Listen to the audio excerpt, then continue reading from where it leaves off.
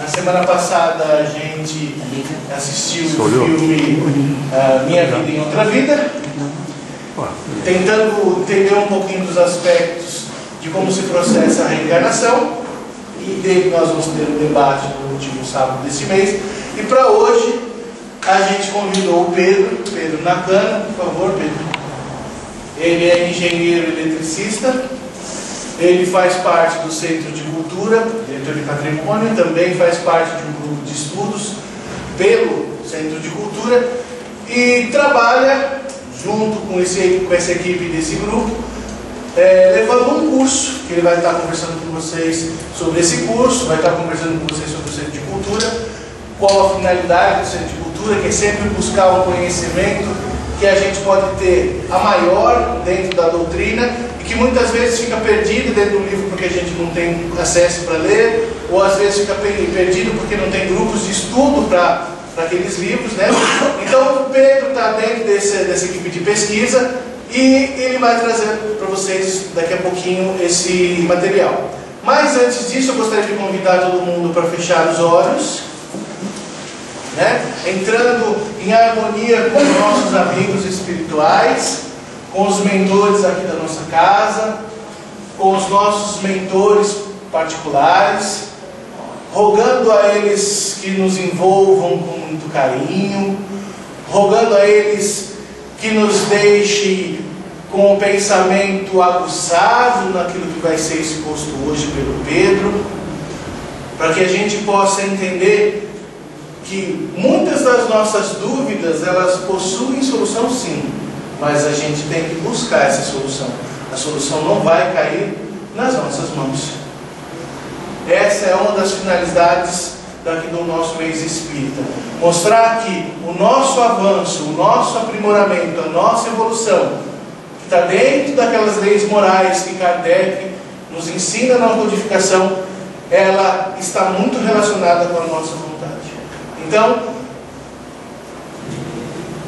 juntos, vamos dirigir nosso pensamento a Deus, agradecendo a oportunidade de vida desta vida encarnada de hoje e a nossa existência, e agradecendo a oportunidade do Pedro estar aqui para falar para nós sobre o panorama científico e espiritual desde a criação até a eternidade.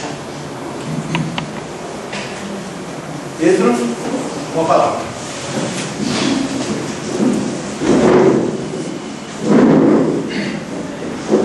Boa noite a todos.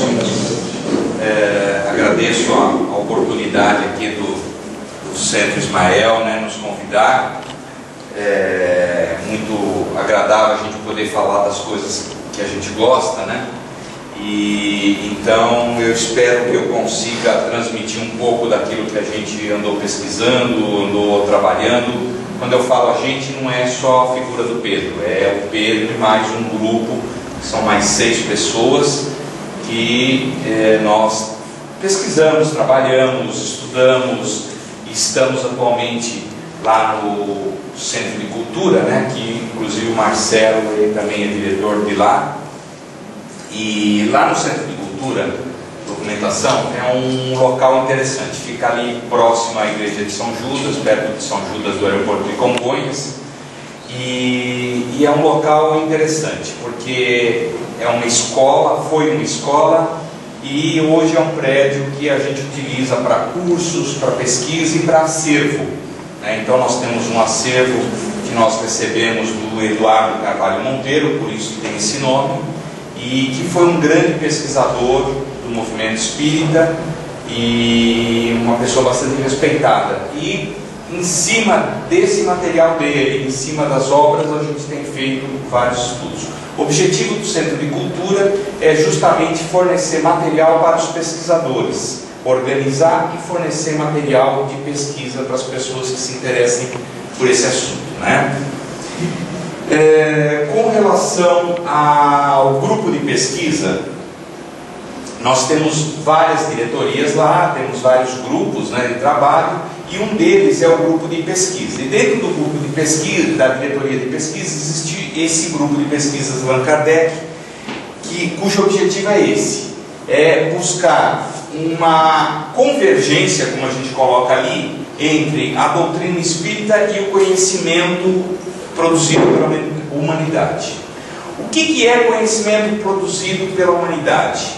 É a ciência. Tá? Então, por exemplo, em 1500, a ciência produzia um certo conhecimento. Ela descobria as coisas e divulgava essas coisas que ela produzia. Ocorre que esses conhecimentos eles vão evoluindo, eles vão se modificando no decorrer do tempo. Naquela época, por volta do século XVI, né, 1500, 1400 e pouco, o que ocorria? Imaginava-se, ou a igreja queria que a gente imaginasse que a Terra era plana. E aí veio um sujeito e falou que não era plana, que a Terra era redonda. Imaginava-se também que a Terra era o centro do universo, do sistema solar. E aí posteriormente veio o Galilei e provou que não. O Nicolau Copérnico também ajudou a organizar essa. Então a ciência ela veio evoluindo. Agora, o interessante é que, veja bem, a doutrina espírita, para quem conhece um pouco mais de Kardec, ela também é uma doutrina evolucionista. E lá os espíritos falam muito claramente: se tiver alguma coisa aqui que esteja de acordo com a ciência acadêmica, com a ciência oficial, né, química, física, medicina, psicologia e etc e tal, vocês fiquem com a ciência. Se tiver alguma coisa que a doutrina fale e que a ciência diga o oposto, fiquem com ela.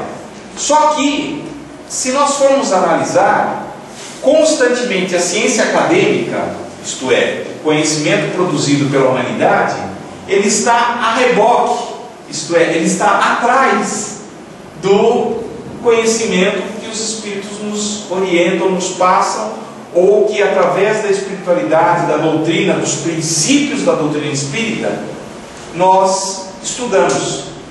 E eu vou buscar hoje à noite mostrar um pouquinho disso, que muitas vezes o que nós estamos agora descobrindo na ciência, trabalhando com a ciência, por exemplo, up to date, né, a ciência atual, a ciência online, a codificação ou a espiritualidade já vinha falando há tempos atrás. Então a gente vai procurar mostrar um pouquinho disso, e com isso nós percebemos que realmente nós temos uma pedrinha especial, uma pérola muito especial nas mãos, que é a oportunidade desse estudo. Então vamos aproveitar esse estudo, tudo aquilo que a gente vai aprendendo, porque com certeza isso vai nos ajudar. A ideia de justamente falar sobre uma panorâmica científico-espiritual, desde a criação até uma eternidade, não é petulância, é procurar dar para nós uma ideia de um contexto geral da coisa. Tá? Eu vou mostrar agora para vocês e aí a gente vai discutir. Eu gostaria que, à medida que fosse tendo dúvidas, pode ir falando, levanta a mão, não sei o que. A gente tem, não é muito, mas temos um pequeno espaço para isso, né? Em vez de centralizar, tem alguns expositores que gostam de centralizar no final. Eu não ligo muito para isso, eu sou muito de interação com o pessoal, tá? A gente gosta muito de interagir. Bom, alguém aqui costuma ler jornal frequentemente? Quem costuma ler jornal frequentemente? Levanta a mão. Poucas pessoas, então. Alguém por acaso leu o Estadão? Pouco, né? Menos. Você leu o Estadão, então? Hã? Você leu hoje? Não, se costuma ler, né? Então, o Estadão eu leio diariamente e eu gosto muito desse sujeito. Ele é um PhD, né, um Physical Doctor. Ele é, no caso, seria um doutor, né, tem o título de doutorado na academia, pela Cornell University Medical College em New York. E ele escreve todas as quintas-feiras no Estadão, do estado de São Paulo, tá? E no dia 4 de fevereiro, na página A26, ele colocou um artigo muito interessante. E eu vou apresentar esse artigo para vocês. E a gente vai trocar algumas ideias aí e tentar entender, porque esse artigo tem tudo a ver com aquilo que acontece na nossa vida, no nosso dia a dia, hoje, amanhã, ontem. E então o Fernando Reinach, geralmente ele usa um quarto de página, coisa desse tipo, quer dizer, já demonstra que ele é um articulista bastante conceituado, né?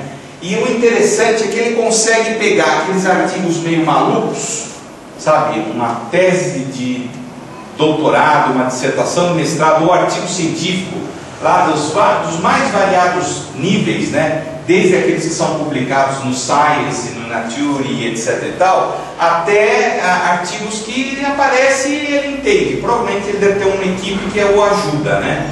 E ele faz conexões desses artigos com o dia a dia das pessoas. Isso que é interessante. Não fica naquela estratosfera, né, de voar e falar não, porque o pelinho da unha da tartaruga, da formiga lá do Mato Grosso do Sul, né? Não fica naqueles detalhes. Ele vem e entra no nosso dia a dia. E esse daí é um dos artigos que eu achei muito... Toda quinta-feira eu gosto de abrir o jornal e ler para a gente ver o que pode aproveitar. O Fernando Reinach, ele escreveu sobre miopia. Miopia, né? O que tem a ver miopia conosco, né? Então primeiro ele explica o seguinte: o que é miopia? A miopia é quando objetos distantes aparecem fora de foco. Então a gente não consegue observar direito objetos distantes. Isso é a pessoa ser míope. Mas pode ser também pessoas focadas em eventos próximos, com dificuldade de ver o todo, ver uma situação, essa falta de perspicácia. Então, por exemplo, a pessoa, eu vou dar um exemplo, que ele cita no artigo. Por ocasião da crise mundial que houve entre 2008 e 2009, você lembra que os Estados Unidos deu aquela confusão toda, que a parte lá aquela grande empresa de imóveis, né, imobiliária que financiava imóveis, quebrou, né, aquele banco. O que aconteceu? Justamente o pessoal comentou que houve uma miopia por parte dos economistas, porque eles não conseguiram ver que aquilo estava para acontecer, tinha todos os sinais de que iria ocorrer. No entanto, todo mundo não conseguiu observar que aquilo poderia, quer dizer, não anteviu aquela situação. Bom, tudo bem, né? O que tem a ver com a nossa conversa de hoje? Então, eu vou pedir para vocês guardarem momentaneamente essa história e mais adiante eu vou voltar com esse problema da miopia com o Fernando Reinach. E nós vamos começar conversando um pouquinho sobre o Big Bang. O que é o Big Bang, né? Quem sabe o que é o Big Bang? Levanta a mão. Várias pessoas, tá? Tudo bem. Então, a criação do nosso universo, nós vamos comentar algumas coisas, tá ok? Algumas eu acredito que vocês saibam e outras eu espero que eu possa contribuir e trazer informações novas. As informações que a gente está trazendo não são voações não, tá? São dados científicos, são dados que a gente pesquisa, tá ok? E a gente vai botar a bibliografia no final para vocês verem as referências que nós trouxemos. Depois, logo depois do Big Bang, que é a criação deste nosso universo, nós vamos conversar alguma coisa sobre a vida na Terra, né, o princípio inteligente e o espírito, né, porque não há vida se não houver, né, princípio inteligente e espírito. Relatividade, mecânica quântica no nosso dia a dia. Caramba, física quântica no nosso dia a dia. Mas o que é física quântica? Então vocês vão ver que hoje vocês vão pelo menos ter a ideia básica do que é física quântica. Não é difícil. Todo mundo fala, não, mecânica quântica, física quântica. Não é coisa, é muito fácil. A gente só precisa entender o conceito básico. E depois que ocorrer, existe uma evolução, o nosso universo vai ter fim. Então, por que nos prepararmos se ele vai ter fim? ou então, se ele vai ter fim, nos prepararmos para quê? Nós, enquanto espíritos. E aí, pensando já numa eternidade, então nós vamos conversar um pouquinho sobre espírito e eternidade. Qual a nossa função? Tudo bem? Então nós vamos partir desde a criação do universo e pensando o que nós vamos fazer lá na frente. Tudo bem? Bom, então é justamente mostrar que o nosso universo não é a única criação de Deus, tá ok? Quem que é Deus? É a inteligência suprema, causa primeira de todas as coisas, né? Livro dos Espíritos, questão 1 de Kardec, e que tudo nele criado segue uma lógica dentro das leis naturais. Quem que criou as leis naturais? Deus, tá ok? Nenhum de nós consegue criar uma lei natural. Ou alguém aqui consegue criar, tirando o instrumento laboratorial, consegue criar, por exemplo, a lei da gravidade. Uma lei natural. Ok? Com uma função maior, então segue uma lógica, tudo segue uma lógica, e com uma função maior de dar condições para que os seres inteligentes da criação, quem são os seres inteligentes da criação? Somos nós, tá? Só existem dois espíritos no universo, tá? Tem duas categorias, eu diria até que três, mas na realidade uma delas engloba as duas. Um é a inteligência suprema, causa primeira de todas as coisas, que é Deus. E outro são os espíritos, que aí sim pode vir espírito, depois que ele passa de Homo sapiens sapiens, nós vamos mostrar o que é. E antes disso, quando ele não tem raciocínio contínuo, que ele é o quê? Princípio inteligente, tá ok? Então, para que os seres inteligentes possam evoluir rumo a eternidade. Então, quando a gente começa a pensar dessa maneira, que as coisas não são tão complicadas, a nossa vida fica mais fácil. Fica mais fácil de compreender a nossa namorada, o nosso namorado, companheiro, companheira, esposa, esposo, marido, mais filho, sogra, sogro, né? Tio, patrão, chefe, né? Então a gente começa a perceber que as coisas não são tão complicadas assim. Inclusive, as coisas são complicadas no maior das vezes porque nós complicamos. E vocês podem perceber que quando há confusão de briga em família, ou na empresa, ou na sociedade, é porque por algum aspecto de orgulho, vaidade ou mal entendido. De um modo geral é isso, tá? Bom, vamos então começar lá com o Big Bang, a criação. Enquanto vocês forem tendo dúvidas, vão falando aí. Fala. Está dando para o Big Bang aí? Já. Só um adendo aí, já que você colocou, que as pessoas têm uma certa dificuldade de fazer a conexão ciência e moralidade. No momento que você consegue compreender o próximo de uma certa forma, fica mais fácil você entender que Kardec e os espíritos brigaram tanto contra a vaidade, o egoísmo, no Evangelho e as causas disso. Exatamente. Você consegue fazer a conexão do Evangelho, por que as coisas estão explicadas ali, com o livro dos espíritos que trata da parte científica. E que na realidade, inclusive, essas conexões que você está falando, Marcelo, de certa forma, elas são científicas. Porque são ondas de pensamento que a gente emite, são ondas de pensamentos que a gente recebe, e é uma questão de a gente adaptar as nossas características às leis naturais. Quanto mais nós nos adaptarmos e tivermos a humildade de perceber que se a gente se adaptar ao que o Criador estruturou, essa tal de inteligência suprema, causa primeira de todas as coisas, Deus, a nossa vida vai ficar muito mais fácil. Inclusive, eu sou expositor da Associação Médica Espírita de São Paulo, estou lá junto dos médicos, sou engenheiro, mas estou lá junto dos médicos, né? Porque eu levo justamente a parte mais científica do negócio, né?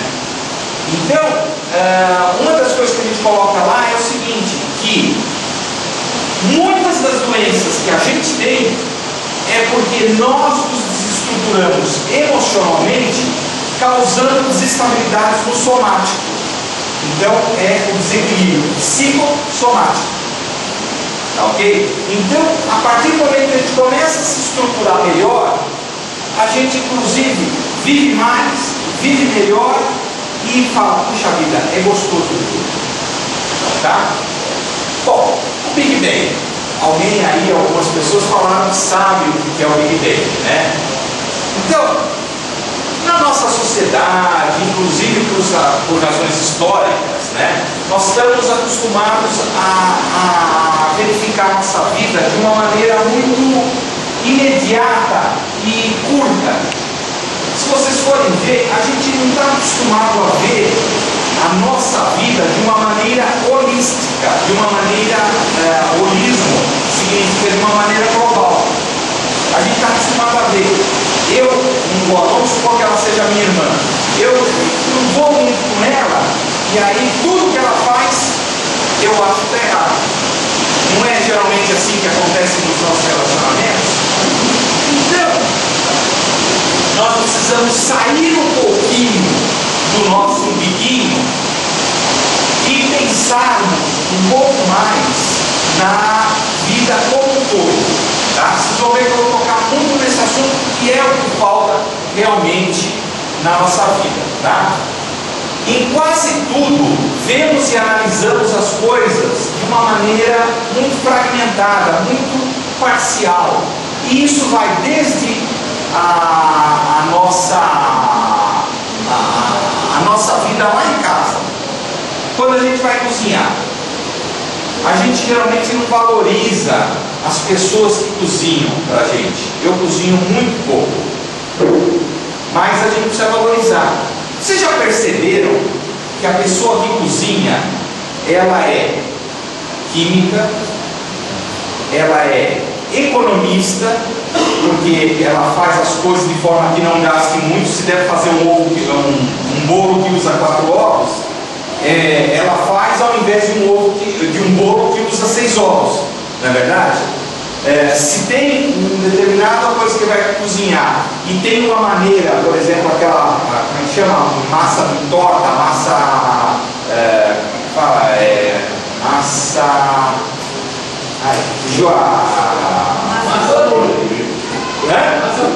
Podre, exatamente. Que é muito fácil de produzir, né? Ou aquele macarrão de panela que sai tudo pronto rapidinho, né? O molho, né? Então, o que acontece? A cozinheira ou o cozinheiro, ele é economista, ele é químico, ele é engenheiro, ele é, que mais? Nutricionista, né? Matemático, porque também, né, economista e matemático, fazer as contas, precisa para tantas pessoas, não vou fazer para não estragar. Que mais? A pessoa é exatamente esteticista, especialista em logística, vai fazer a compra. Logística, se compra tanto disso, já aproveito, uso para o outro e não gasto tanto. Esse queijo para essa comida não precisa ser um queijo de 20 reais ou de 30 reais o quilo, pode ser um queijo de 15, de 16, não é verdade? E, além de tudo, ele é psicólogo. Eu vou fazer isso daqui, porque assim eu agrado a ela. E com isso, também como ele gosta, também. Aí eu faço um pouco de verdura aqui, que eu sei que eu agrado a eles ali. Então, você vê que, na realidade, a gente esquece de perceber que nós somos múltiplos. Um outro exemplo também é do nosso sistema de ensino. Todos nós já passamos por isso, e com os nossos filhos, eu já tenho 4, o mais velho está com 30 e uma mais nova está com 24, tá? Tenho 4, 2 casais. É constante. Eu não gosto de física, eu não gosto de história, eu não gosto de geografia, não é verdade? Agora, nós não precisamos desses conhecimentos globais? Precisamos. Até para arranjar emprego e para conseguirmos crescer dentro do emprego. Né? Quando alguém está falando, por exemplo, sobre o perímetro de uma cidade, quem estudou um pouquinho de matemática já sabe o que é perímetro, né? É a distância para dar a volta numa cidade. Agora, se a pessoa não sabe essas coisas básicas, complica inclusive na sua vida profissional, e ele é tido, esse cara é meio ignorantão, não é verdade? Pergunto, um espírito pode chegar a espírito puro se ele não tiver os conhecimentos básicos? Não. Então, vocês já responderam que a gente, pelo menos, tudo bem, não precisamos ser doutores em todas as matérias, mas podemos conhecer razoavelmente tudo. Tudo bem, não precisa ser tudo numa encarnação, mas vamos estudando. Não vamos parar, que nem vocês. Sábado à noite, vim escutar o Pedro aqui no centro falar sobre física quântica, criação do universo. Caramba, eu sou doido mesmo. Agora, nós estamos crescendo. E é justamente esse crescimento que faz a gente evoluir. Nós vamos falar isso daí sobre como Kardec coloca isso. Então, do mesmo jeito que a gente amadurece com a idade física, quando a experiência e a maturidade aumentam, o espírito também consegue visualizar mais probabilidades que um outro espírito menos evoluído. É verdade isso? É verdade. Agora, o que significa consegue visualizar mais possibilidades e mais probabilidades? Alguém sabe qual o nome que se dá para isso? Experiência. Experiência, mas tem um outro nome científico: física quântica. Física quântica, mecânica quântica, essencialmente é a física das possibilidades. Quando você consegue verificar que na sua vida, às vezes de repente você vai, ferrou. Não tem aqueles momentos que ele fala, ferrou tudo. Estourei meu cheque especial, dei o cheque maior que devia, ou então, não devia ter falado isso para minha menina ou para o meu companheiro, ou então, ferrei o relacionamento com a minha sogra. Não, espera um pouquinho. Sempre quando acontece alguma coisa, ou que pode vir a acontecer, vamos estudar as possibilidades. E dentro das possibilidades, vocês vão ver que existem infinitas outras daquelas que a gente está atuando. Por quê? Porque a gente é tapado, a gente é quadradinho, a gente só consegue ver aquilo que ou nós somos educados ou que o nosso pequeno universo vislumbra. Mas se a gente começar a ver outras possibilidades, aí o que acontece? Opa, espera um pouquinho. Por mais ferrado, vou usar o termo bem chulo mesmo, mais ferrado que a gente possa pensar que a gente esteja, há condições de dar a volta por cima e reverter uma situação. Isso, grosseiramente, é física quântica. E aí, olha só como esse cara, esse tal de inteligência suprema, causa primeira de todas as coisas, ele é matuta. Porque ele bolou esse negócio e já começou com a reencarnação. Você erra numa, você vem na outra com chance de se levantar, de se recuperar, de restabelecer um relacionamento. Então, a quântica é básica na nossa vida. E se vocês forem ver, quando começa a acontecer as coisas erradas, não tem problema. O que eu posso fazer para melhorar isso? Pensa, medita, pede ajuda do amigo espiritual. Fala, Marcelo. Lembrando que o método que Deus escolheu para o nosso aprendizado é o tentativa e erro, né? Exatamente. Nós temos 3 formas de aprender na vida, tá? Uma é quando é o que geralmente a gente faz. A gente imagina que para resolver um problema, por exemplo, eu quero sair desta sala. Aí uma alternativa é eu pular essa janela. Concorda? Então eu vou aqui, abro a janela, pulo, caio lá fora, me machuco. Então, quem sabe não tenha sido a melhor alternativa. Então, tentativa e erro. Tentei, não deu certo, ou então não foi a melhor saída.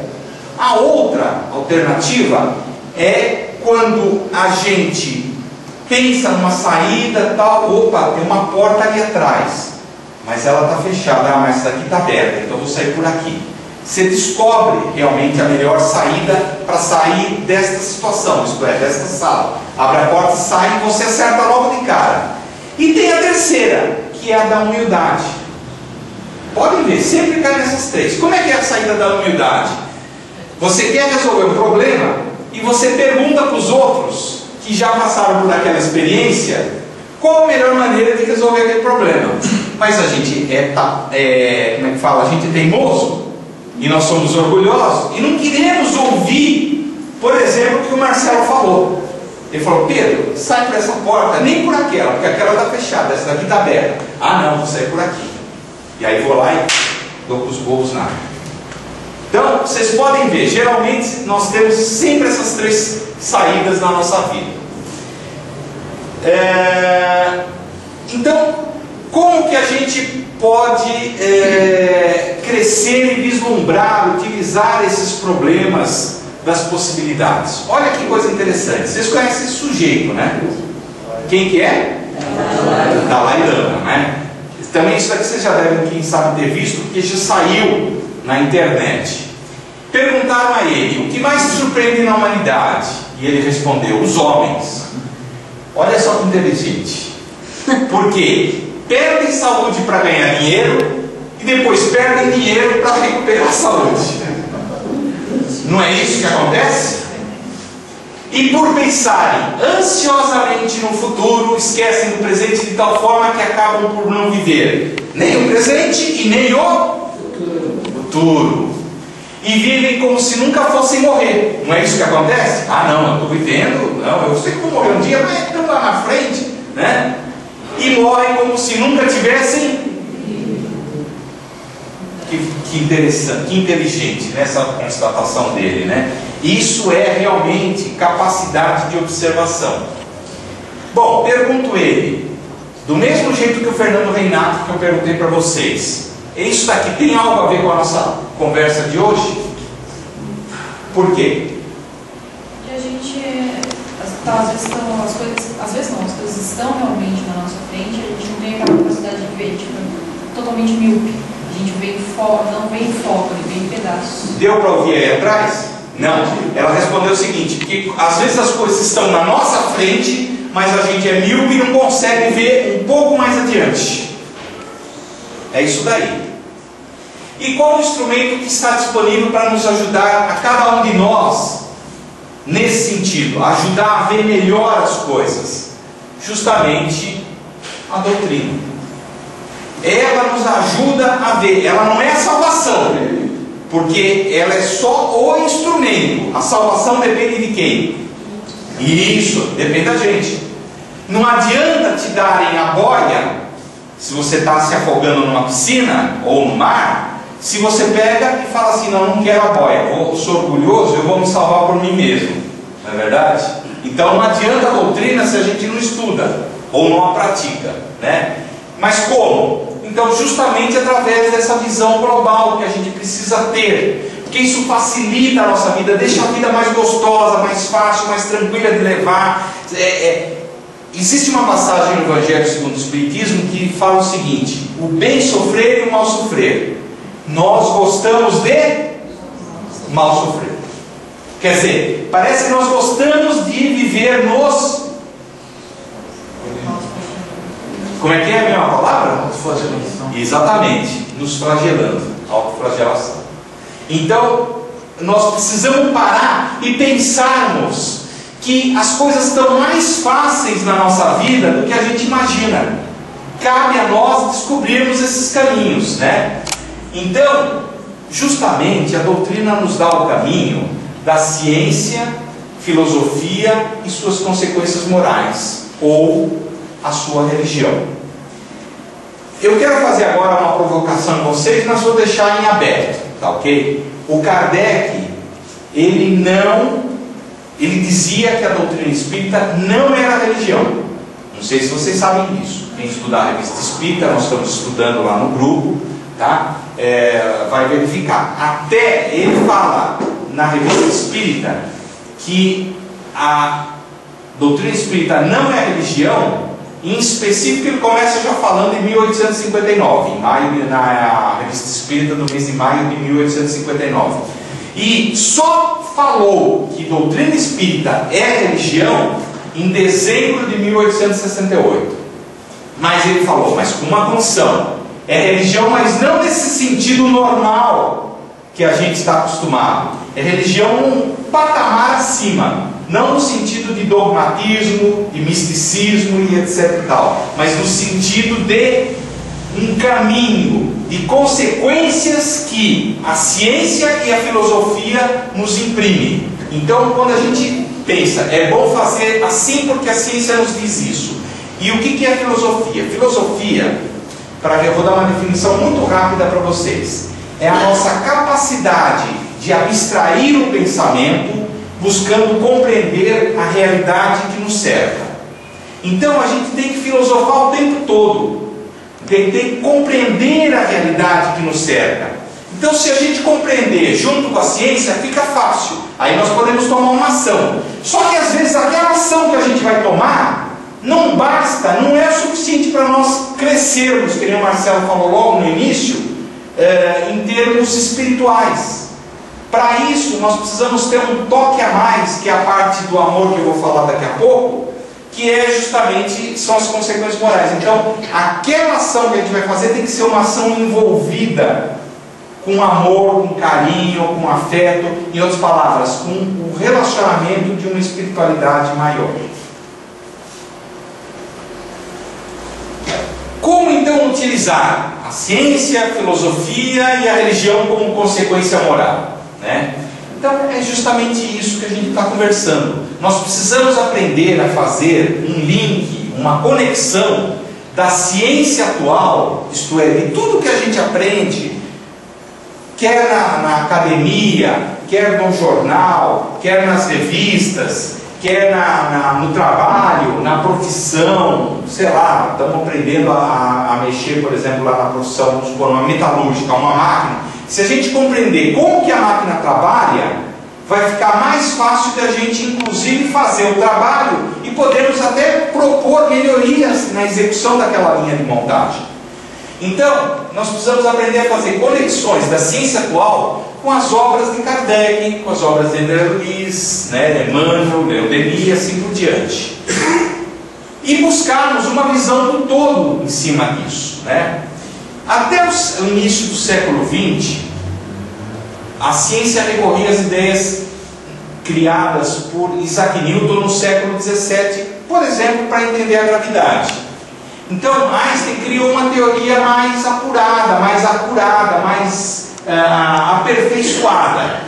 Ele abandonou os conceitos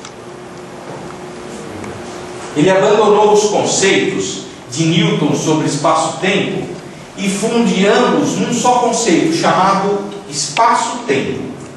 Eu vou explicar para vocês. E essa mudança permitiu Einstein descrever a gravidade como o efeito da curvatura gerada pela massa de um objeto sobre o espaço-tempo. Bom, Pedro, o que é isso? Calma, está voando aí, né? Então vamos lá conversar um pouquinho sobre isso. Quando ocorreu o Big Bang, que na realidade foi uma grande explosão, né?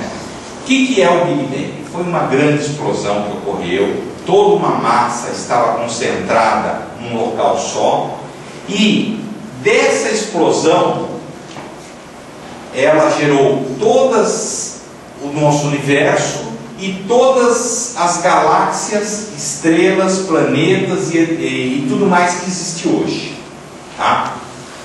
Então, o que ocorre? O que nós sabemos, que a ciência nos ensina, é que o consenso, os cientistas nos dizem que o universo, hoje, eles conseguiram, por enquanto, chegar a 13,7 bilhões de anos.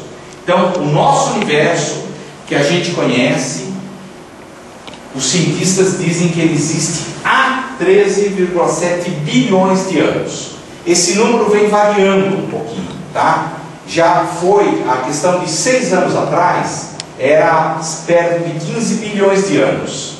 Depois chegaram à conclusão, fizeram os cálculos, os estudos, e chegaram que era 14,2. E agora o último número da ciência é 13,7. Em 1949, quer dizer, há 50, 60 anos atrás, esse Gamow, que é um cientista, ele prevê a existência de uma radiação cósmica de fundo deixada pelo Big Bang. Bom, o que é radiação cósmica de fundo? É o seguinte, ele falou, se existiu o Big Bang, ele então deve ter deixado um rastro dessa explosão, um sintoma, um sinal, algo que mostra que ele existiu, Big Bang existiu. E ele chamou isso de radiação cósmica de fundo. Então, este é um dos poucos casos naquela época, porque naquela época a teoria mais usada era a indutiva. Qual que era o método indutivo? O Kardec usou os dois métodos, indutivo e dedutivo, nas suas características, nos seus estudos, tá? Porque o Kardec, eu não sei se vocês sabem, mas ele não sabia direito qual que era a missão dele quando ele encarnou. Muita gente acha, não, ele se preparou na espiritualidade, ele sabia de tudo. Ele não sabia. Tanto é que se você estudar a Revista Espírita, e mesmo as obras da codificação, se não me engano, eu não sei se no Céu e Inferno ou na Gênesis ele fala sobre isso, em obras póstumas também ele fala, que ele teve vezes que ele ficou em dúvida sobre o que ele precisava fazer e como que ele precisava fazer e se ele eventualmente falhasse. Então, essas dúvidas demonstram que ele não sabia detalhadamente o que ele tinha que fazer. Ele tinha uma ideia, como cada um de nós também tem uma ideia do que tem que fazer nesta encarnação. Cabe a nós descobrir, não, peraí, tudo leva a crer que eu devo fazer isto. Então, siga o seu sentido e se tiver dúvida, pergunta para o seu amigo espiritual, o seu espírito protetor, que com certeza devagarinho as coisas vão se aclarando. E devagarinho as coisas também vão dando certo. Qual seja, por exemplo, o nosso amigo lá, ele pegou, provavelmente ele se estruturou e se preparou e hoje é um dos diretores da casa. Ela também. Ela ajuda lá na parte da recepção com toda a sua simpatia, né? Com toda a sua alegria. É importante isso daí, né? Receber as pessoas, né? Com um sorriso no rosto. Então, cada um tem uma característica e, obviamente, a gente não precisa passar o tempo todo só com isso. A gente vai desenvolvendo vários atributos no decorrer da nossa encarnação. Então, da mesma forma, o método indutivo, ele diz o seguinte, vocês já devem ter visto isso um pouco mais na escola. Você vê um fenômeno acontecendo e aí você vai buscar o quê? Qual a explicação desse fenômeno?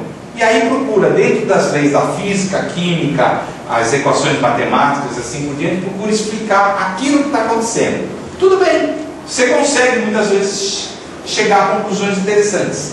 Mas existe o chamado inverso, o método dedutivo. Como é que funciona o método dedutivo? Você prevê algo na teoria e vai buscar e verificar se na prática aquilo funciona. É maluco, né?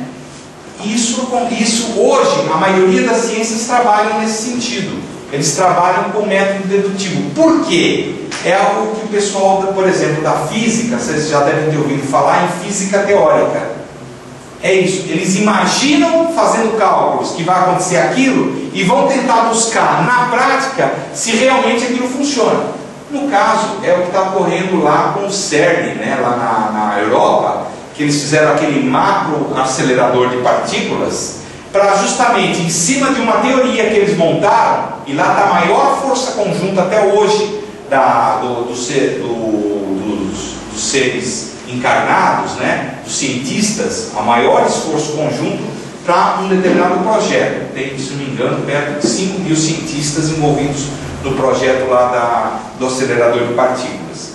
Então o que acontece? Eles estão tentando ver se acelerando as partículas e fazendo colidir, se vai haver determinadas emissões de hadrons e algumas partículas, os quarks, se eles vão ter sinais de que essas partículas existem naquela colisão. Se existirem naquela colisão, que é uma simulação do que foi o início do nosso universo, então eles vão ter mais sinais do que ocorreu no início do nosso universo, no Big Bang. Entendeu? Então, eles estão partindo de cálculos teóricos, de um monte de equações matemáticas, para chegar a coisas práticas.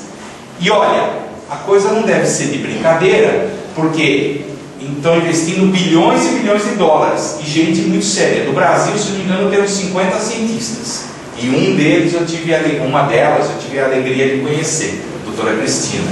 Então, o que acontece? Se isso está acontecendo, é porque é muito sério isso. Então, o método dedutivo realmente ele é bem, vamos dizer assim, interessante. E na época, o Gamow já utilizou o método dedutivo. Ele fez uns cálculos e falou: não, peraí, se isso está acontecendo, se o Big Bang realmente existiu, deve haver uma radiação cósmica de fundo. O que é radiação cósmica de fundo? No fundo é o seguinte: ocorreu aquela explosão, e o que ocorre? Conforme a explosão vai ocorrendo, vai havendo uma espécie de um rastro de frequências e vibrações decorrentes daquela explosão. Do mesmo jeito que quando cai um prédio, não fica a poeira depois, ela vai se esparramando e o barulho e tudo mais vai ecoando. Só que como foi uma macro explosão, a coisa devia estar ainda ocorrendo. E ele realmente depois, ele propôs isso daqui teoricamente há 60 anos atrás. Tá ok? Deu para entender a ideia? Qual que é? Esse daqui, quem que é? Você já conhece ele, né? Stephen Hawking, né? Esse é um dos maiores cientistas hoje. Ele ocupa a mesma cadeira que o Isaac Newton ocupava lá na Academia de Ciências de Londres, tá? E é tetraplégico, só que atualmente parece que ele está numa UTI, né?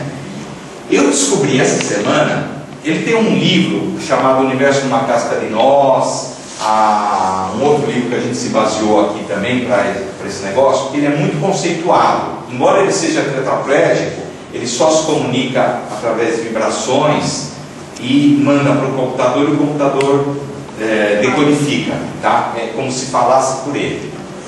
Ele é tão inteligente que ele é muito conceituado no mundo todo.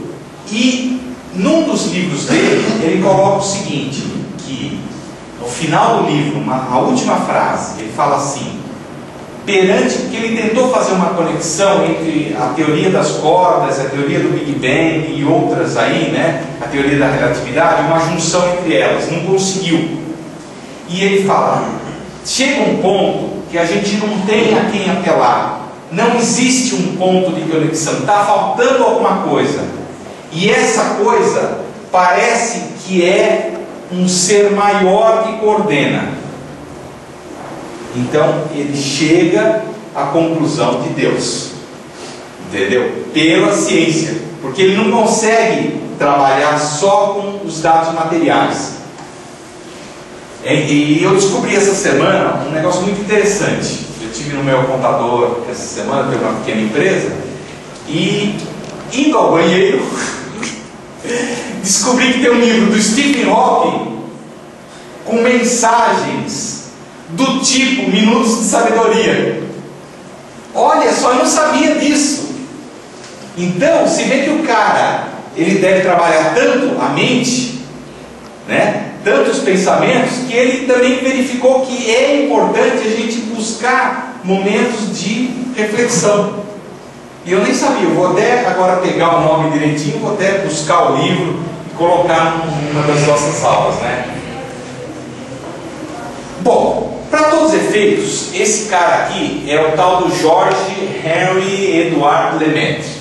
É um padre, tá ok? Que a igreja, desde a Igreja Católica Apostólica Romana, desde a antiguidade, ela ficava com um pé dizendo como que o universo foi criado, em 7 dias, papapá, né? E no outro pé ela ficava na ciência, para não se deixar desmoralizar. Então ela sempre teve cientistas acompanhando tudo que a ciência vinha desenvolvendo. E na época do Einstein e do Hubble, do Edwin Hubble, né, do tal do telescópio, né, que foi por volta de 1930, 37, esse Lemaitre, ele convivia na ciência junto com esses caras. E ele falou o seguinte, ajudou o Hubble a defender a ideia que o universo ele estava se expandindo, ele não tinha explodido e parado, ele ainda estava se expandindo. Ele começou a se expandir há 13,7 milhões de anos, mas que estaria naquela época e ainda hoje se expandindo. É como se fosse uma bexiga de borracha que estivesse insuflando. Entendeu? Então ele era o cara da igreja que defendia. E ele teve uma reunião muito famosa no Monte Wilson, que junto com Hubble e com Einstein, aonde ele convenceu o Einstein, que o Einstein não aceitava que o universo estivesse se expandindo, e ele convenceu junto com o Hubble, por isso que existe o telescópio, entendeu? É porque o cara foi muito bom, que o universo estava se expandindo. Bom, aí os fótons remanescentes, quer dizer, algumas partículas lá primordiais que ainda foram decorrentes da grande explosão, que é o Big Bang, formam o que eles chamaram de radiação cósmica de fundo. Isso de acordo com a história contada pelo Dr. Victor Rivelli, que é aqui do Instituto de Física da USP. Tá? Bom, então a cronologia do universo é mais ou menos esta. Houve uma explosão, logo em seguida uma espécie de uma inflação, eu chamo de inflação cósmica, né? Inflação do Big Bang. Por que inflação? Porque rapidamente ele explodiu e depois ele continuou crescendo, porém menos, tá? Um segundo depois aconteceram algumas coisas, 300 mil anos depois os átomos, aí 1 bilhão de anos depois as primeiras galáxias. E olha, você vê que essa imagem aqui é mais antiga porque ainda falava de 12 a 15 bilhões de anos. Hoje nós já sabemos que é 13,7, pelo menos até hoje. A fonte disso daqui é o Victor Rivelli aí da USP, né? Só que o Alan Guth, em 79, ele descobriu e chamou esse evento aqui logo no início de inflação cósmica. E o Stephen Hawking, que os núcleos dos átomos eles se formaram nesse período, quer dizer, 1 segundo depois do Big Bang, e que os átomos se formam depois de 300 mil anos. Bom, então aí tem uma colocação que esse físico americano Murray Gell-Mann, ele publicou uma teoria que, na realidade, se a gente for analisar a teoria dele, é muito parecida com o que nós, na doutrina, chamamos de princípio material. Tá, ok? Então, pode ser que esse princípio material tenha a mesma origem dos chamados quarks lá da ciência. Tá? E aí a gente faz um pequeno paralelo. O universo tem 13,7 bilhões de anos, mas a Terra tem 4,5. Bom, a ideia é só vocês terem uma visão geral de como se formou e do que existiu, porque às vezes a gente perde essa ideia das coisas. Então, há 4,5 bilhões de anos houve a formação da Terra, há 13 o nosso universo, há 3 o resfriamento da Terra e as primeiras células, há 1,5 os vermes, há 1,8 milhões de anos o Homo erectus, quer dizer, quando ele saiu do chão e ficou já ereto, há 400 mil anos o Homo sapiens, não somos nós, tá? Nós somos aqui, ó, Homo sapiens sapiens, ok? A ciência aí, às vezes artigos de jornais, eles falam que nós somos Homo sapiens, é que eles simplificam. Na realidade, a ciência mesmo oficial, ela diz que o Homo sapiens sapiens somos nós, vamos dizer assim, nos desenvolvemos de 100 mil anos para cá. E que provavelmente foi justamente na mesma época que vieram os primeiros capelinos aqui para a Terra, né? Então, para quem estudou, já leu aquele livro, Exilados de Capela, né? Então vai ver que eles vieram aqui para ajudar a evolução dos espíritos que estavam aqui numa fase mais incipiente, de uma fase mais menos evoluída e assim por diante, né? Aí, há 35 mil anos é que veio as primeiras, provavelmente as primeiras encarnações. Por quê? Porque eles vieram, mas eles tinham que se adaptar aqui. E demorou um tempinho. Tudo leva a crer nesse sentido. Há 15 mil anos é que terminou a Era Glacial, né? Aquele período lá último, que houve um grande, vamos dizer assim, provavelmente através de um meteorito ou um meteoro que bateu na Terra. Então, o que acontece? Criou uma grande nuvem. Com isso, ficou muitos anos, né? Alguns bilhões de anos, bilhões não, milhares de anos, ela ficou escura por causa da poeira. E aí o que acontece? O gelo incrementou. E o que aconteceu? Opa! Então houve a Era Glacial. Eu acho que foi, se não me engano, 1000 anos, coisas desse tipo. Em 11.000 houve o início de povoamento da América. Há 10 mil anos que houve a agricultura. Até então nós éramos nômades, nós íamos num lugar, comíamos as coisas, depois acabava, devastava tudo e íamos para outro lugar. Tanto é que nessa época não existiam países, existiam cidades e estados. Tudo bem? Aí então começou a fincar com a agricultura, começamos a fincar raízes num só lugar. Então usava a terra, plantava aqui, depois plantava aqui, depois plantava aqui, mas tudo ao nosso redor. Você vê, um negócio tão inteligente, mas nós não fizemos. Provavelmente sob a influência dos capelinos, que já sabiam disso. Tá, okay? Aí nós aprendemos a usar os animais inferiores para nossa ajuda.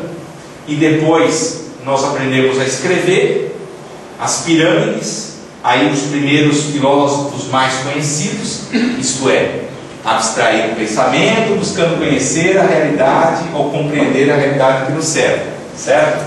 A muralha da China e Jesus de Nazaré.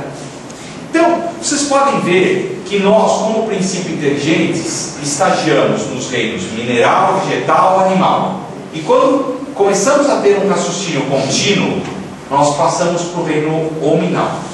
Ok? Estou só lembrando algumas coisas que vocês já sabem. Evoluir, na realidade, significa desenvolver. Desenvolver o quê? Nós, enquanto espíritos, nós temos, e isso está lá em Kardec, só que está meio solto em vários livros, tá? E também em livros de André Luiz e Emmanuel, é um negócio que não é muito enfatizado, e nem nas escolas do Espiritismo o pessoal costuma falar isso. Quando muito falam sobre a faculdade de pensamento e vontade, tá? São as únicas que eles falam. Mas o espírito, ele, desde a época que ele era princípio inteligente, estagiava como princípio inteligente, porque vocês devem saber, né? A gente estagiou como no reino mineral para aprendermos a agregar as células e as moléculas.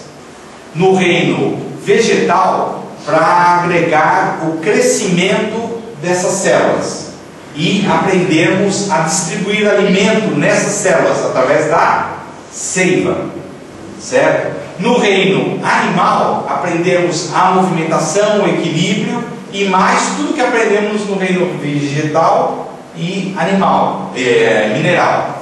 E no hominal, finalmente nós eclodimos, né? Vocês podem notar que o andar é uma atividade muito sofisticada, porque você mexe com uma centena de músculos para você manter o equilíbrio e para você saber aonde parte. A gente automatizou isso daí.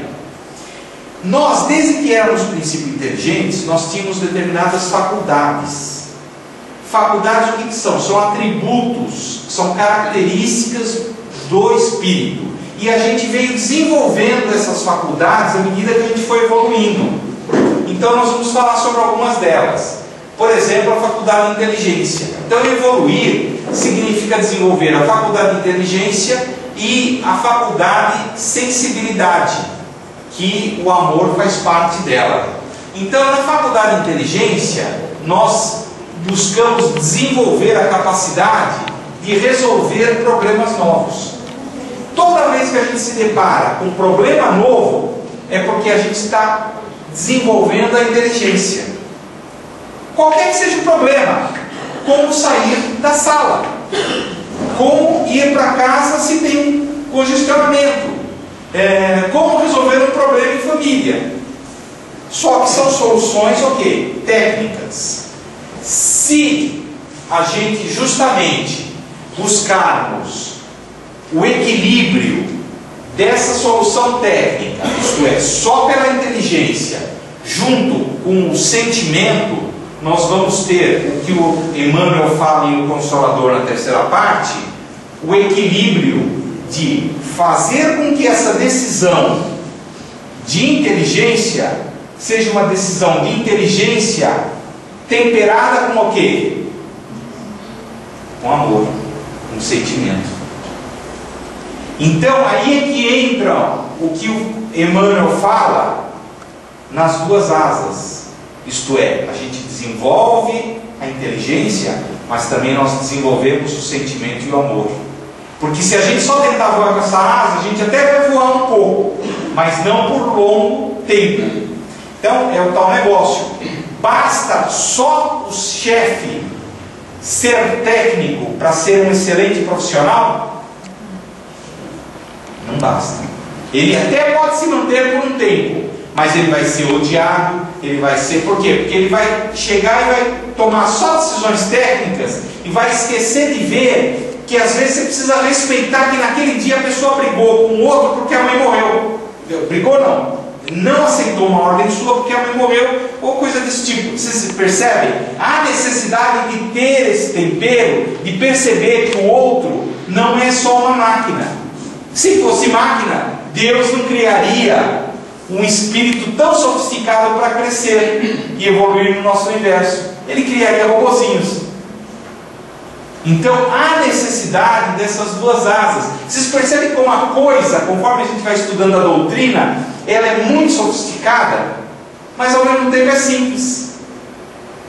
Então é interessante a gente desenvolver a inteligência, e precisamos, nós só vamos evoluir se desenvolvermos a inteligência. Mas é necessário que nós temperemos com esse aspecto do sentimento, do amor, da sensibilidade. Tá? Eu vou mostrar um negócio aqui para vocês, bem rapidamente, acho que dá tempo. É o seguinte, é um diagrama que eu montei, que é uma... Opa, pera um pouquinho. É o seguinte, as faculdades do espírito, elas são características. Então tem inteligência, quer ver? Vamos olhar. São aptidões inatas do espírito, tá? E algumas delas são justamente a inteligência, outra é o instinto, outra é a sensibilidade, outra é o pensamento, outra é a memória, outra é a consciência. Eu não coloquei aí a consciência, porque eu só coloquei algumas. A gente já conseguiu identificar aproximadamente umas 20 que o espírito tem. Inclusive o Kardec fala que é justamente na consciência que estão marcadas as leis morais que nós trazemos. Então ninguém pode dizer que não veio com manual do proprietário, certo? Manual de uso. Todos nós viemos.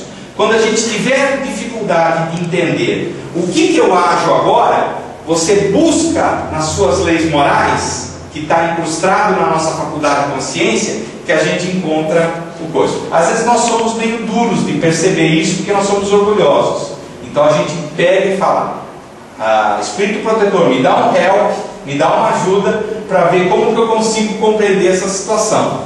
Tá ok? Então, nós temos essas faculdades.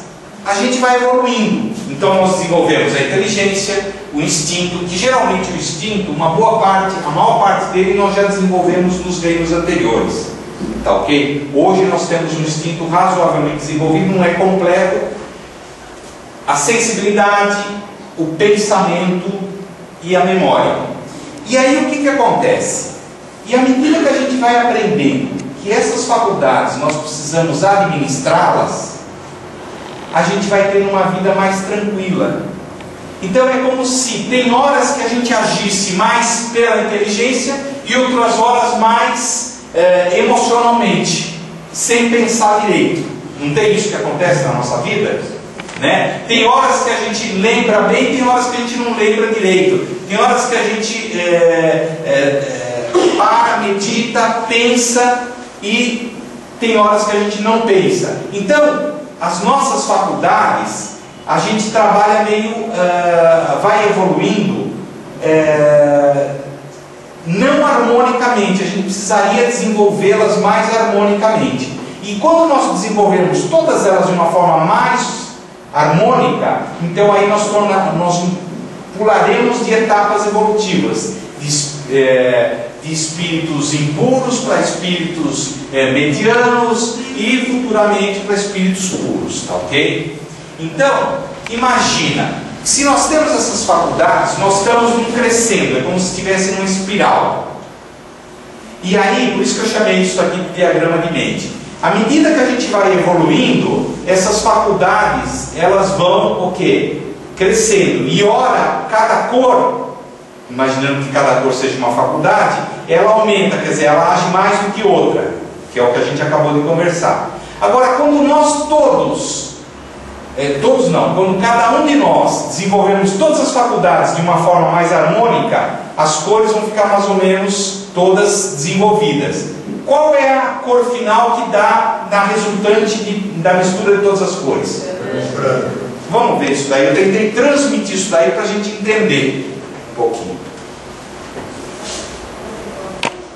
Então, tem as várias faculdades, elas trabalham de uma forma, vamos dizer assim, interagindo no nosso dia a dia. Então é como se nós fôssemos crescendo, tá ok? E trabalhando em espiral. Tá? Então tem aí o amarelo, o azul, o vermelho, o laranja e assim por diante.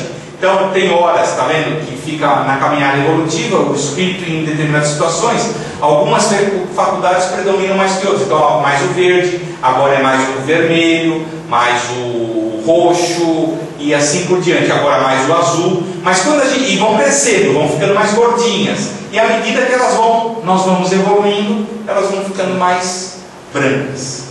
Elas vão ficando, na realidade, a mistura de todas elas. Então a ideia é tentar que a gente consiga compreender melhor como nós mesmos funcionamos, tá? Seria algo mais ou menos assim. Não estou dizendo que nós somos isso, tá ok? Isso é meramente um diagrama, é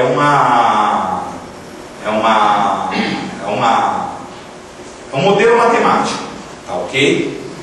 Então, algumas das faculdades que a gente já conseguiu identificar são mais ou menos umas 13, tem o instinto, inteligência, percepção, discernimento, imaginação, tudo isso daí está dito na codificação, tá ok? Se vocês forem procurar, vai ter lá faculdade, discernimento, faculdade, imaginação, faculdade, livre-arbítrio, força de vontade. Quantas vezes, olha só, a gente quer realizar um trabalho e a gente pega, está com preguiça. A gente sabe que a gente está com preguiça, mas temos que fazer. A gente pega e fala, não, vamos fazer o seguinte, essa é a minha faculdade de força de vontade, eu preciso fazê-la funcionar melhor, vou me empenhar. Não é isso que acontece? Então aí a gente reforça aquela corzinha da faculdade, entendeu? E pensando dessa maneira fica mais fácil. Da mesma forma também, aí tem a faculdade de pensamento, que pode ser o pensamento automático e não automático. Por quê? Porque o pensamento é quando a gente manda uma ordem, vou andar um passo à frente, vou dar um passo atrás. Mas existem alguns pensamentos que o cérebro manda para os órgãos que são automáticos, não tem? Batimento cardíaco, circulação de sangue, oxigenação e assim por diante. Então, algumas dessas coisas nós automatizamos, inclusive quando nós estávamos estagiando no reino mineral, no vegetal e no animal. Tá? O instinto nós desenvolvemos muito no reino animal.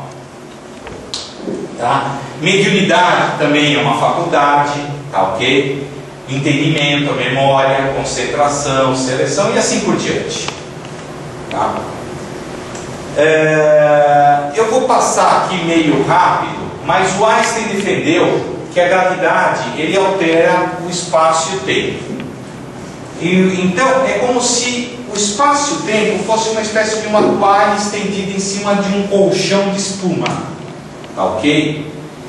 Então o que acontece? Qualquer corpo que passe é como se você botasse uma bola de chumbo ou de ferro num colchão de espuma, um lençol esticado, uma toalha, que seja. Onde está a bola, o que vai acontecer naquele local?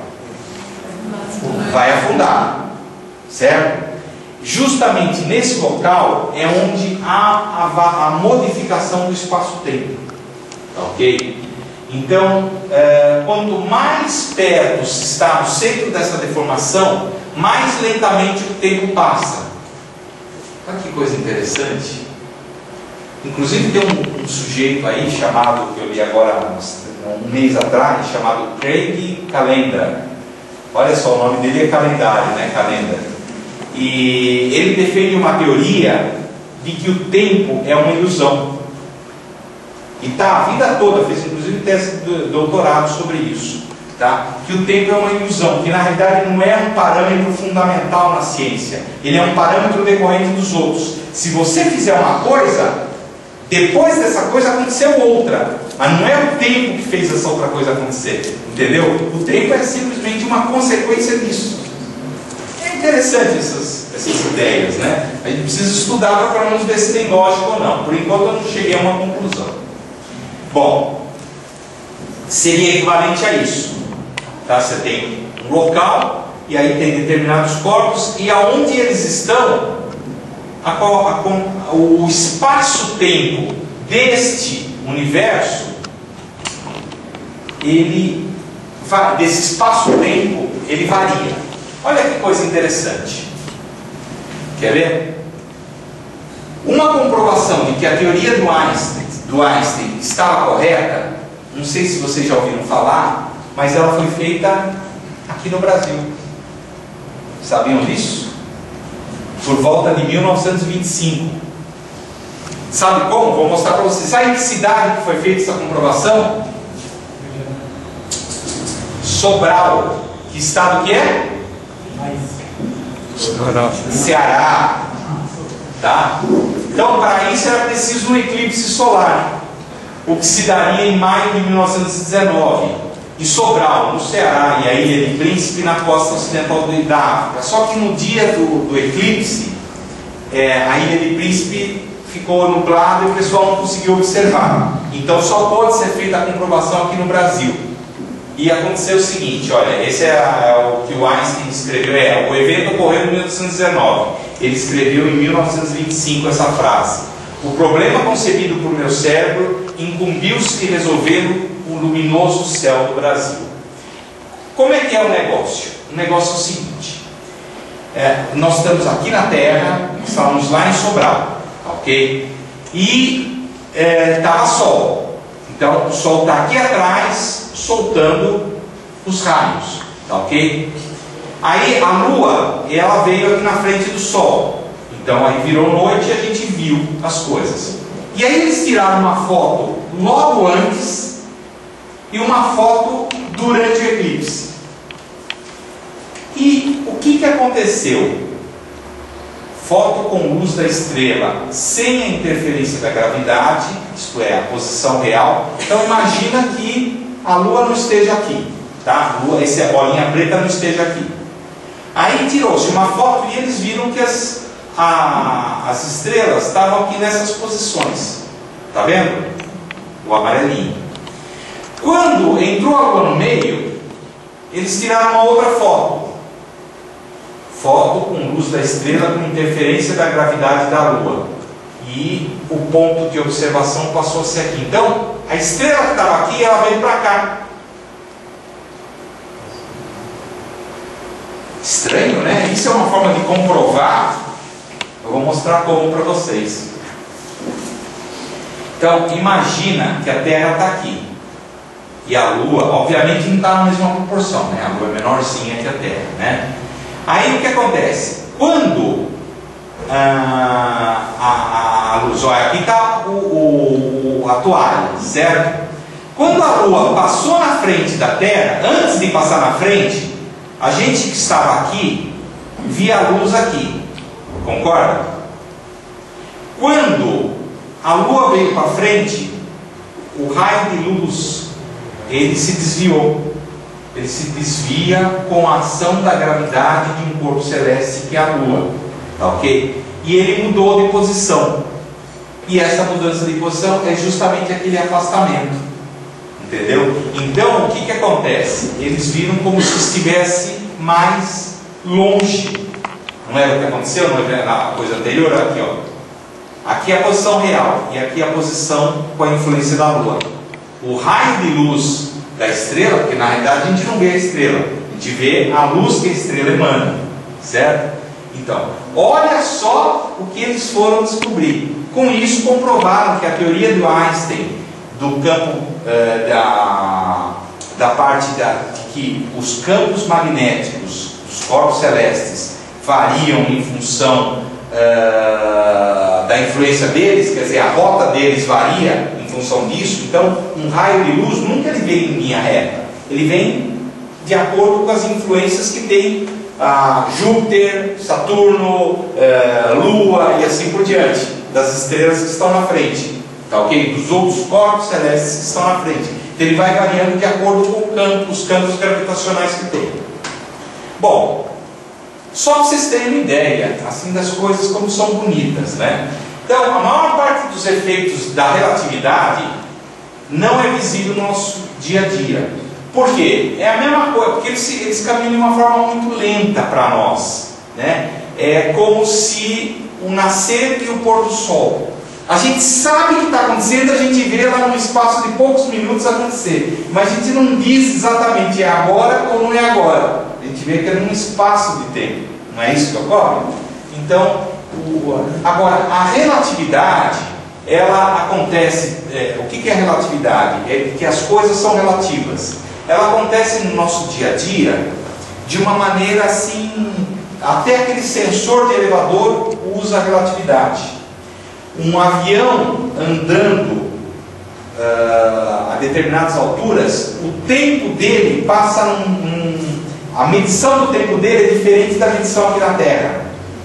Um GPS, que a gente utiliza, o GPS daí nos nossos carros, quando o sinal vem do satélite, quando não vem de antena de rádio, aqui, né, tem dois sistemas, o que acontece? Existem compensações de tempo entre o tempo que está lá em cima e o tempo que está aqui embaixo, porque o satélite está a 20, 30, 100 km de altura, entendeu? Isso tudo é a relatividade do espaço-tempo do Einstein.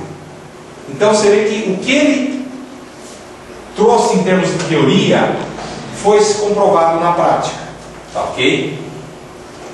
E a mecânica quântica é aquilo que eu estava falando, são coisas que acontecem. O Einstein não aceitava a mecânica quântica no início, depois ele ficou mais ou menos aceitando no final da vida dele. Então, a mecânica quântica, ela funciona no nosso dia a dia, que nem eu estava falando para vocês. Funciona como? Ela, se a gente visualizar probabilidades, ela funciona assim. Então, por exemplo, quando nós queremos que uma coisa caminhar por um certo caminho e a gente vê que as coisas estão se modificando, o que acontece? Se nós focarmos o pensamento naquilo, nós podemos até modificar as coisas que estão ocorrendo. Obviamente, milagres que fujam às leis naturais não vão ocorrer, mas as vibrações vão ocorrer. Como tudo o que nós fazemos, as únicas coisas que o Espírito faz ele faz para evoluir, e a única coisa que ele emite são ondas de pensamento. Nós podemos andar e etc e tal, mas nós só emitimos ondas de pensamento, que é as ondas que o André Luiz chama de ondas mento-eletromagnéticas. Então, o que acontece? São ondas iguais à onda de celular, televisão, rádio, etc e tal. Então, o que acontece? Se a gente pode ficar emitindo ondas o tempo todo, a gente pode interferir no outro objeto e ele vai ser influenciado por essas ondas. Então, o que ocorre? Quando nós trabalhamos com mais empenho numa tarefa e queremos que aquilo lá dê certo, e nós vibramos, e nós nos envolvemos, e nós vestimos a camisa daquela tarefa, qual que é a tendência daquilo lá? É que dê certo ou que não dê certo? Dê certo. Quantas vezes as coisas estão para dar errado e a gente fala, não, eu quero que aconteça assim, eu vou fazer, eu vou me empenhar, você vibra e tudo mais, e ele acaba retornando aos eixos. Não é verdade? Isso é física quântica. É você ter a capacidade de influenciar nas atividades. Por isso que fala das possibilidades que eu falei no início. Entendeu? Então, nós podemos modificar o nosso futuro. Então é como o Chico, né, Marcelo? O Chico costuma ter uma frase que ele diz: nós não podemos modificar o nosso passado, mas nós temos condições de alterar o nosso futuro. Então, tudo bem, nós erramos, mas vamos modificar. Depende da nossa faculdade e força de vontade, da nossa faculdade de inteligência, e falar, o melhor caminho para mim é esse.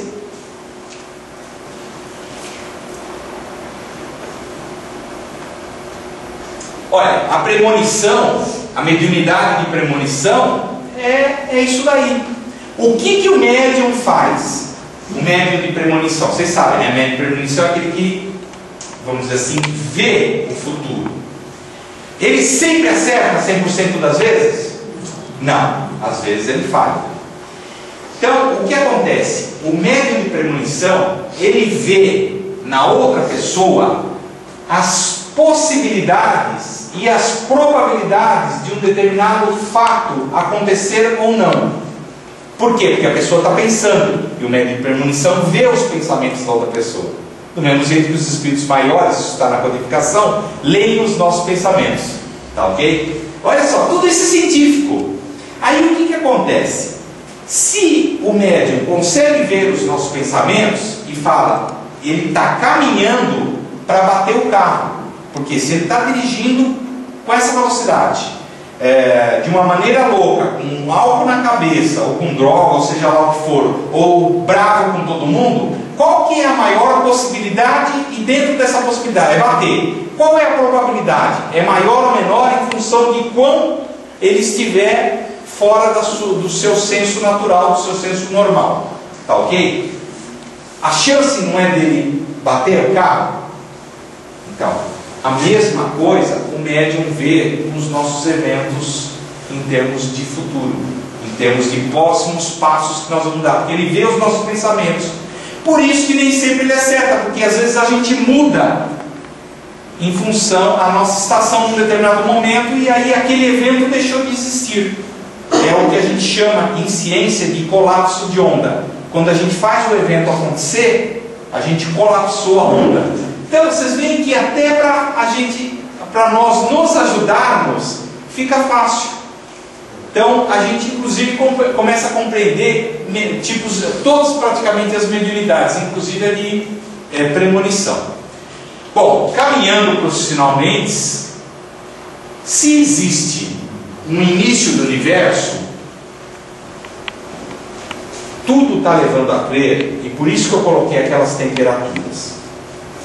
Não sei se vocês viram nos slides anteriores, tinha umas temperaturas, né? No início era 3.000 graus Kelvin e tal.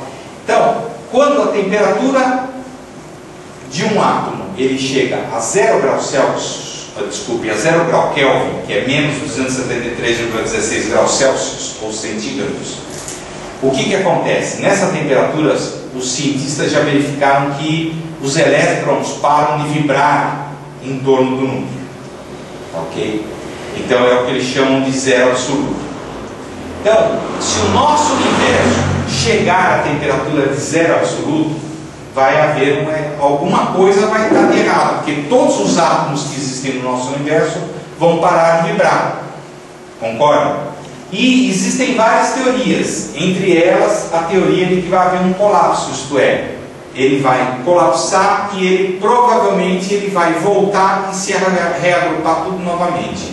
E nós estamos caminhando para isso, porque a temperatura média no início do universo era 3.000 graus Kelvin e atualmente está em 2,575 graus Kelvin.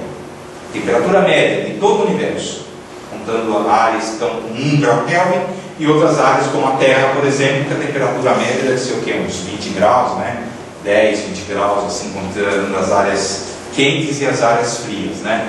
Então, o que acontece? numa média geral, deve estar em 2.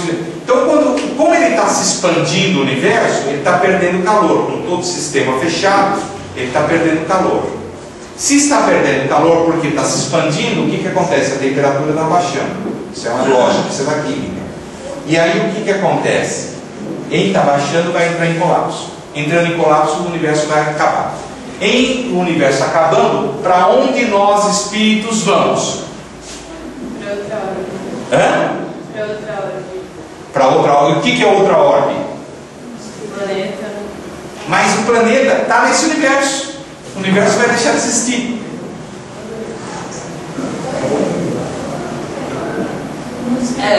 Vai viver de uma maneira cósmica, não há.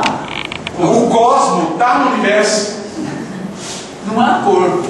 Então, aí que está. Aí é que os cientistas descobriram que não existe só o nosso universo.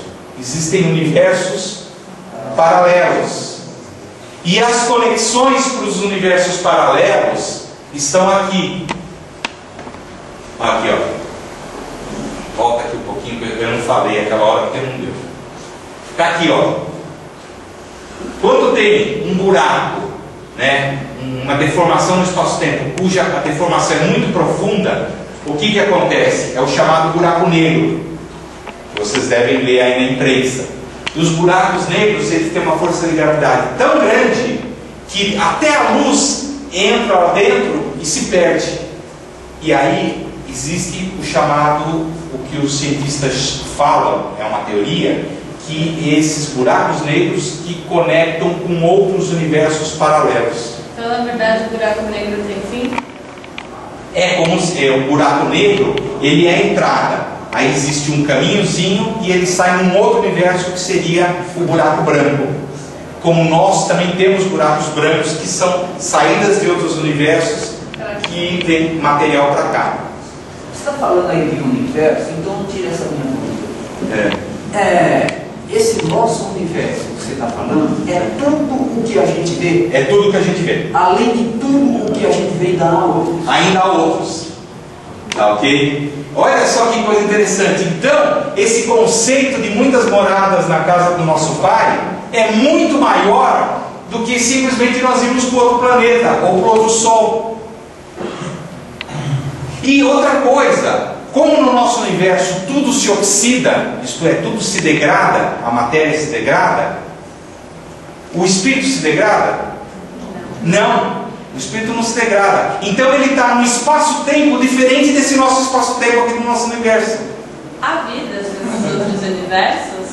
Há vida nos outros universos. Vocês percebem? Então a coisa é muito bonita e muito mais ampla.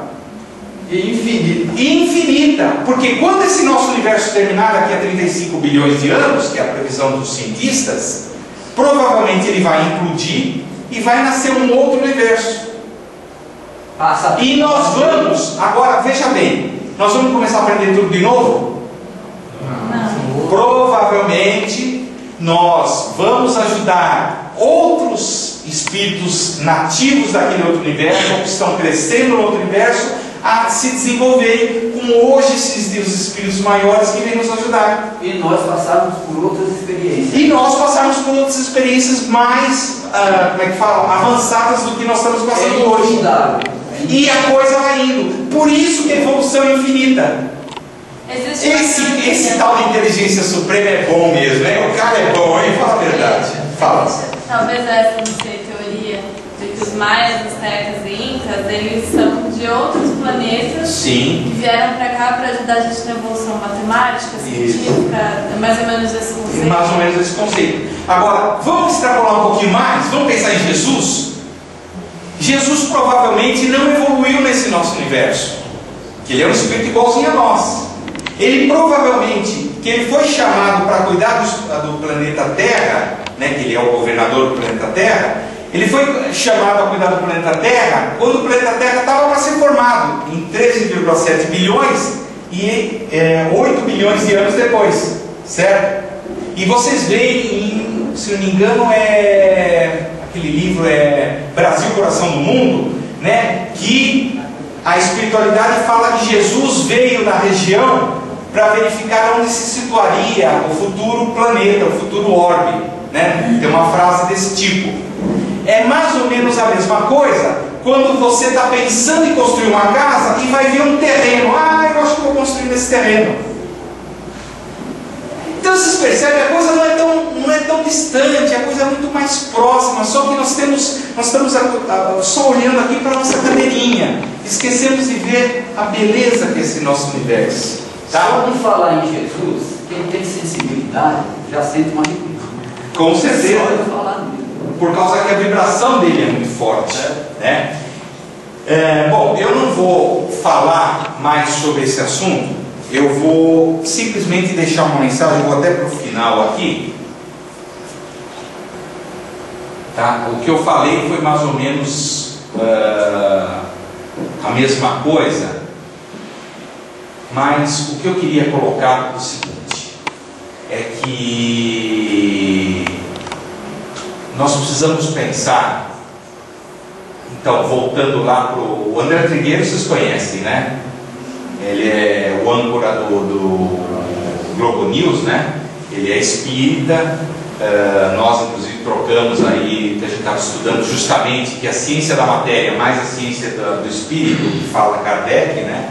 É igual à sustentabilidade. Então, nós precisamos ter uma vida sustentável, uma vida equilibrada, tanto espiritual quanto material, certo? E ele fala mais ou menos isso de uma maneira um pouco diferente nesse livro que ele lançou ano passado, Espiritismo e Ecologia pela Fé, né? Mas então, voltando aqui para o nosso biógrafo, o que tem a ver então o que a gente conversou com o artigo do Fernando Reinach? O que vocês acham? Ele falava da miopia. Na verdade, a gente não consegue enxergar tudo isso que você falou sem ter. Acho que a gente. Não sei. Exatamente. A gente não consegue porque a gente não prestamos atenção. Não prestamos atenção nisso tudo. Mas acho que talvez isso ainda esteja muito além da nossa.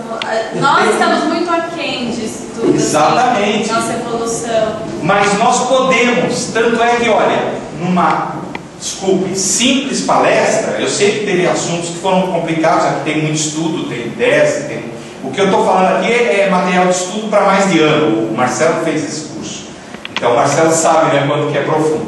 Mas é isso daí. A gente precisa descobrir e perceber que existem essas coisas. Agora eu vou contar um outro negócio para vocês que fala no artigo dele, para complementar essa ideia. Quer ver? Esse artigo ele se baseia numa pesquisa que foi feita nos Estados Unidos entre 99 e 2004.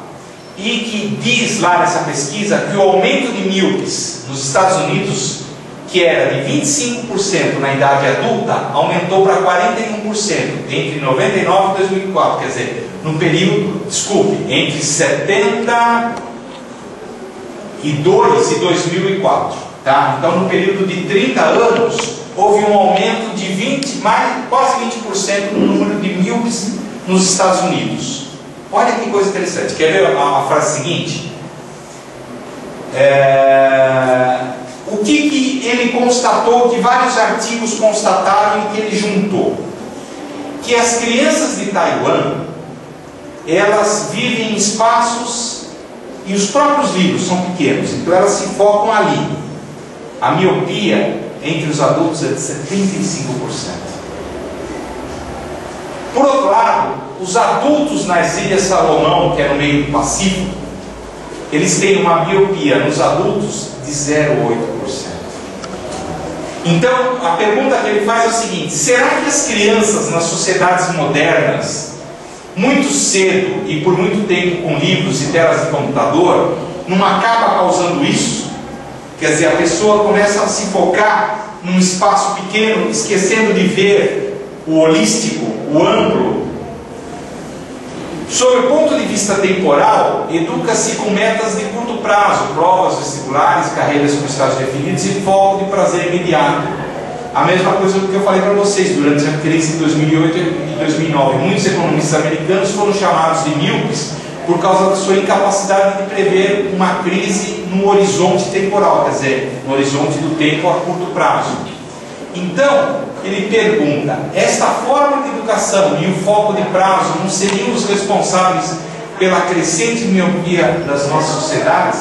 Quer dizer, a gente fica só pensando em assuntos menores e esquece de ver o todo, esquece de ver que nós somos seres eternos, que nós temos encarnações e outros universos para trilhar.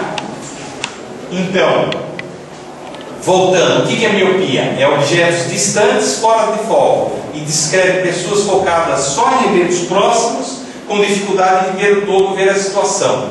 Então, o que teria a ver com a conversa de hoje? Na Revista Espírita de agosto de 58, Kardec alerta para esse posicionamento da sociedade, que a sociedade precisa aprender a ver um pouco mais do que ela vê hoje, e que vale também para cada um de nós. Quer dizer, vamos ver esse todo, vamos deixar de ser míopes, vamos buscar ver a nossa vida. Não é porque alguém nos... Olha só, é até inteligente tomar essa atitude. Não é porque alguém nos agrediu agora que a gente vai reagir de imediato. Vai valer a pena eu passar toda uma encarnação, sei lá, ele me agrediu, eu vou lá e mato ele. Eu passar toda uma encarnação, por exemplo, tetraplégico, não sei se é isso que vai ocorrer. Só porque eu tomei essa atitude emocional, não era preferível eu administrar o meu emocional e falar: tudo bem, estou bravo com você, mas por favor, não faça mais isso. E esquecer, e termos atitudes mais lógicas, com amor, e aí nós temos a nossa evolução de uma forma mais serena, nós seremos menos míopes. Então, tem aí uma série de outras informações. Essas são a nossa bibliografia, né? Livro, toda a codificação, evolução, mecanismos, Emmanuel, tá? Revistas outras, enciclopédias e assim por diante. E outros livros aí científicos também. Tá, ok? Então, eu espero que isso tenha ajudado vocês a meditar um pouquinho. Vamos pensar um pouquinho na nossa vida e deixarmos de ser vivos. Obrigado.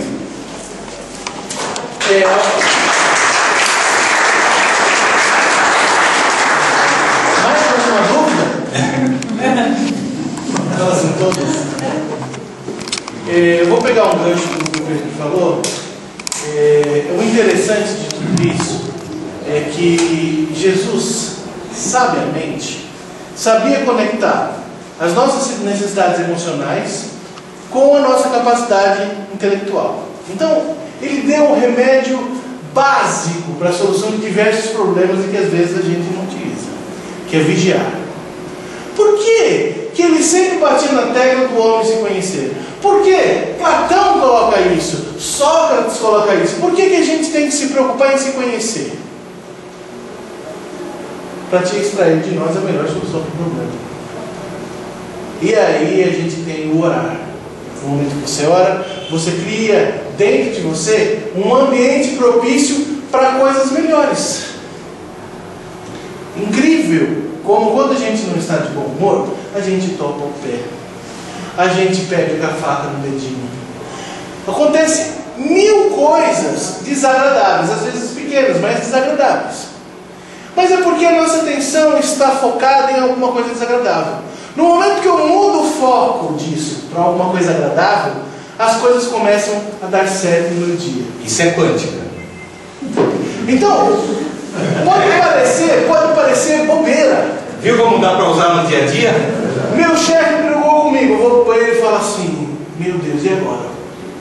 Perde um minuto, vírgula, você quer perder? E ora. Muda a sua frequência vibratória. O Pedro colocou uma coisa muito interessante. Ele fala das faculdades do Espírito. Mas eu diria que o Espírito trabalha em 3 campos importantíssimos e que às vezes a gente esquece. O Espírito tem a mente racional. Então eu tenho a somatória do A mais B igual a C. Eu tenho toda aquela lógica que a gente trabalha em matemática, em física. Só que eu também tenho uma outra coisa chamada emoção. Emoção é aquilo que eu sinto pelas coisas, mas que tem atitude passageira. Então, eu topei o pé. Qual a sensação que eu tenho por aqui? Agradável ou desagradável? Desagradável. Eu saio daqui e vou tomar aquele sorvete que eu estava com vontade de tomar há algum tempo. Qual a sensação que eu tenho? agradável.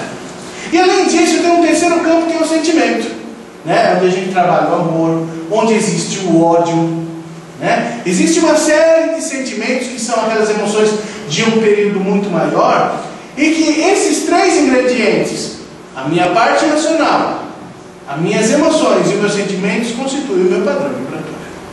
Então, se hoje a minha cabeça não está legal para pensar como fazer uma boa lógica, então utilize a parte sensitiva. O sorvete me acalma. Então, utilize dentro de você as ferramentas que você tem para mudar o seu padrão. E mudando esse foco que a oração faz, você acaba transformando em você as soluções e criando novas possibilidades. Algumas pessoas, e aí eu coloco assim, principalmente aqueles pensadores, eles colocam assim: às vezes para eu ter uma ideia eu preciso relaxar e me ouvir. Eu tenho que esquecer as coisas externas. Eu preciso olhar um pouco para mim. Quando eu olho um pouco para mim, quando eu escuto o meu pensamento, eu descubro quem eu sou. E aí eu descubro onde estão as minhas falhas e onde estão também as minhas qualidades, porque o homem não é só feito de falhas. O homem também é feito de qualidades. E a gente tem que aprender exatamente a explorar bem as nossas qualidades e corrigir os nossos defeitos. Aliás, é isso que a codificação fala no Evangelho o tempo todo. Então, sabe, pode parecer bobagem, mas o que tem o Big Bang a ver com a minha vida? Eu acho que hoje foi possível a gente ter uma pequena noção de que a responsabilidade do nosso futuro é nossa, em primeiro lugar. Tá ok? Então eu vou convidar todos para fechar os olhos novamente.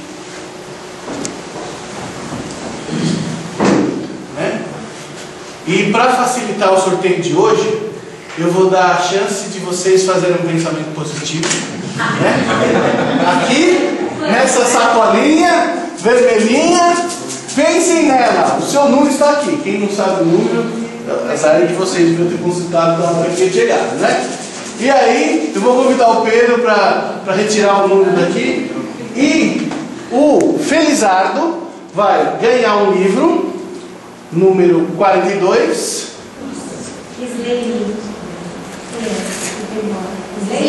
Slane. Você vai ganhar um livrinho, tá? O Pedro vai dar uma dedicatória para você. E já que ele falou da evolução, A Caminho da Luz.